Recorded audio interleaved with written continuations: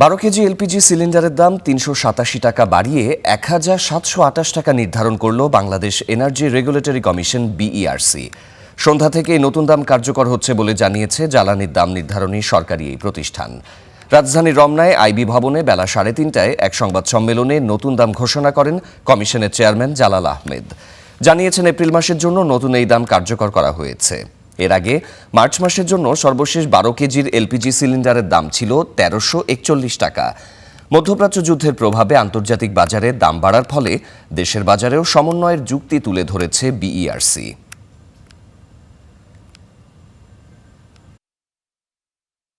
প্রতি 12 কেজিতে এখানে বেড়েছে 387 টাকা।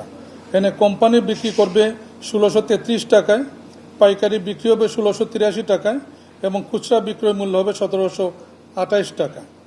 এই মূল্যহার আজকে সন্ধ্যা 6টা থেকে কার্যকর হবে।